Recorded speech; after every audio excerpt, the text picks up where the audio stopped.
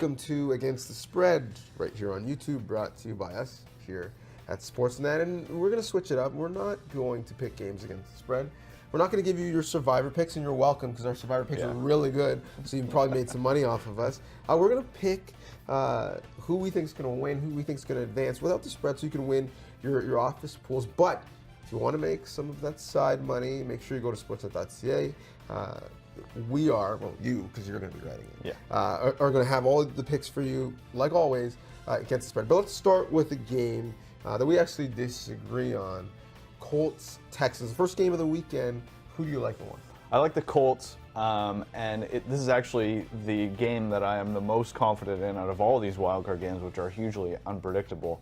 And it's mostly down to the Texans offensive line, which has been the worst in the league all season long. Deshaun Watson is the most sacked quarterback in the NFL. They've given up the most sacks. I think it's 62 over the 16-game schedule, which is just unfathomable. And it was a big factor when these two teams played earlier this season. They played twice. The Colts had 12 sacks. One game they won, the most recent one, and they really did dominate that game. It ended up being closer than it actually looked, and that was in Houston. So I think that the Colts have the formula to beat the Texans, and that they'll do it again. Yeah, I don't disagree. I think that he will be running for his life. I mean, he's the most hit player this year in terms of quarterbacks. I think that trend is going to continue. I just think they're going to be able to overcome it, because they have for the better part of this year, which is why they're hosting between division rivals. And when you look at Watson, we've got Hopkins, guys who have a pedigree of playing huge and massive games, and I think them hosting a playoff game for them will be one. I just don't see them losing at home, which is why I like the Texans. You're confident about this one? I'm the opposite. I'm not confident whatsoever, but I still like the home team, especially in round one. It's really crazy to me because, I mean, aside from who we think is going to win, these two teams started 1-8, and now they're in a playoff game. That's crazy, so kudos to them.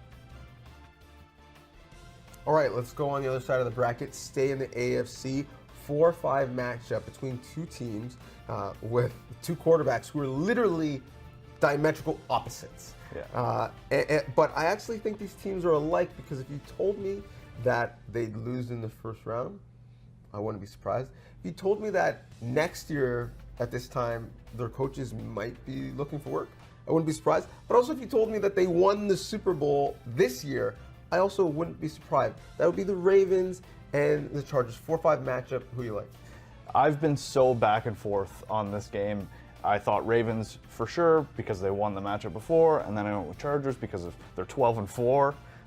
And ultimately, I'm going to land with the Chargers, because I think actually losing that game a couple weeks ago gives them an upper hand. They've seen how Lamar Jackson and the Ravens play on offense. They'll supposedly have a better game plan than they did 2 weeks ago, and they'll know what they'll have to do on offense to get it done. So despite having to travel on the road, they're actually a really good road team. They're 7-1 on the road this season. And the challenge of stopping that unique offense that the Ravens have, I think the Chargers will go into Baltimore and win that game. Yeah, we disagree again, and I think most people will agree with you, but I'm just reticent to bet against Lamar Jackson leading this Ravens team, because a lot of people lost a lot of money betting against Lamar Jackson over the last couple months. For me, maybe I'm old school, but when I look at the playoffs, I look at home field advantage, one, but I also look at defense and running game, and that is literally all the Ravens have, which is why I think they're going to win in a close one. The Chargers always scare me in the playoffs, always have high expectations, and I feel a little bit let down. And so I think for me, the safer bet is with the Ravens.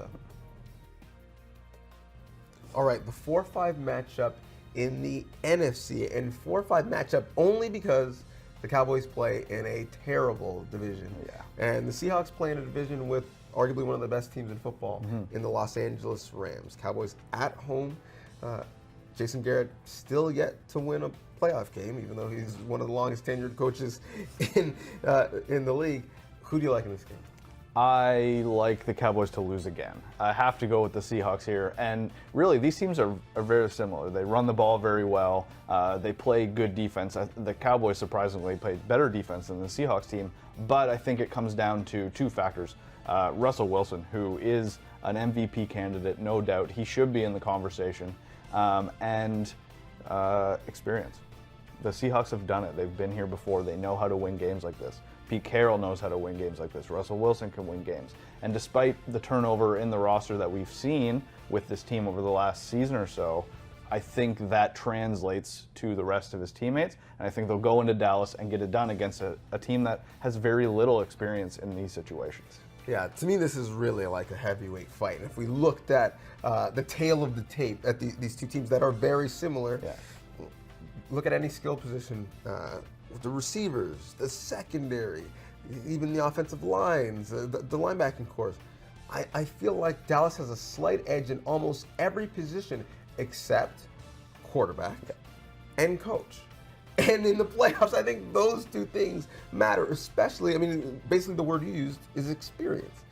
And so given that, given the fact that I know this well, ever since Jimmy Johnson left town, aside from one Barry Switzer year, the Cowboys have found ways to lose in the playoffs, even at home, even as a higher seed. I would be happily surprised if the Cowboys win, but I expect the Seahawks to win because of that experience. Yeah. All right, 3-6 matchup in the NFC has the Bears facing the defending champs, the Eagles, that got into the tournament, got into the dance, and if we were talking about this in the preseason, we might say this might be 3-6 the other way. Yeah. But now Nick Foles has them playing more like a championship team. Is that enough for you to roll with your beloved Philadelphia Eagles? I'm not going to roll with them. I think home field advantage for the Bears is a huge advantage here, especially with that Bears defense that plays well on all three levels. They're so dangerous any way that you look at them. The Eagles, though, the way that they've played over the last 3 weeks, do have the capability to keep this game close. The offensive line has been playing like it should, a top 5 unit, and that's going to be the key to keeping this game close and Nick Foles getting the ball out quickly. I see this being a defensive struggle, a really close game, like a 13-10 Bears win, unfortunately. It's funny because this Bears team, in a way, reminds me a bit of the Eagles a year ago when they went on their run. You have a QB that is exceeding expectations, an innovative play caller that's drawing things up to get some explosive plays. You're getting some explosive plays from the run game, but also more importantly, that run game is keeping you on schedule so that second down and third down are much manageable for that quarterback. And more importantly, you have a defense that really almost feeds off of a crowd like they're a wrestler and makes big plays. So listen, I don't think the Bears are going to go on a run and win a Super Bowl. In Chicago, we're going to see the scenes like we saw in Philly last year. But I do think Chicago has the formula to win in the playoffs, and that's why I think they're going to win at home. All right, after all that now, our Super Bowl predictions. And you felt strongly about a couple teams playing in the greater Los Angeles area. Yep. Early in the season, do you still feel as strong that they're going to make the Super Bowl? Yeah, I made a preseason prediction of an all-LA Super Bowl back in September, and I'm going to stick with it because it still looks really good. In the AFC side, the Chargers won 12 games and unfortunately ended up in the Wildcard. So they're going to have to go on the road, but they win on the road, and I like them to continue to do that. Phillip Rivers, this might be his last chance to cap a Hall of Fame career with a Super Bowl. So I think that's going to be big motivation for them, and I see them going through Baltimore, and then that would take them to a trip against the Patriots, where I think the Patriots are very beatable, and then into, in my prediction, an AFC title game against the Chiefs, who they've already beat this year, and I think they do it again. On the NFC side, the Rams, that offense is super explosive, and they slowed down a little bit in the last few weeks, but I see them getting it back. Defense is making plays. We saw that last week. And I see them taking advantage of that bye, and they would take on the Bears.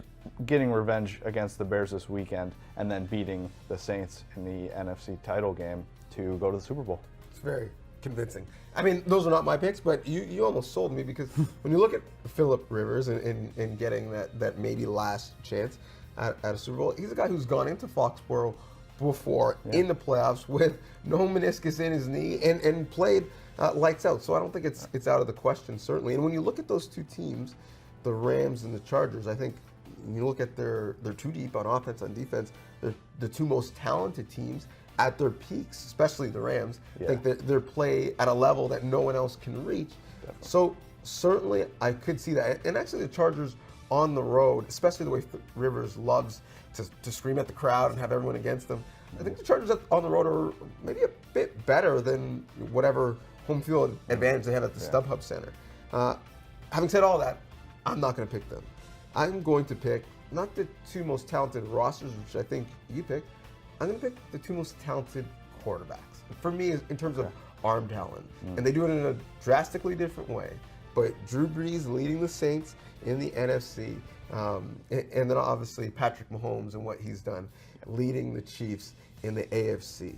The fact that Kareem Hunt isn't in that backfield certainly does scare me, but they've been productive, not as explosive, but productive running the ball. Without him, obviously the two-headed monster in New Orleans with their backfield is something to contest with. I just think those two guys are going to lead their teams to the Super Bowl, and we're going to have, one of the highest scoring Super Bowls of all time. It would just be fitting for this year of football that we have two great quarterbacks, slinging it out to end the year. So that is my prediction. I love that too, that prediction as well, because it's the two MVP candidates. Yes. Really, I think Mahomes has run away with it in the last couple of weeks, but that's been a huge debate in the NFL in the last few weeks. Who's the MVP, Brees or Mahomes? Prove it. Prove it in the Super Bowl. Win a title. I love that. Yeah, and as we often see in college football, oftentimes the guy who doesn't win the Heisman is the runner-up, ends up playing better in the national championship game and winning that game. Interesting to see if we have that dynamic in the Super Bowl, but yeah, those are the two teams that I think we're going to see in February.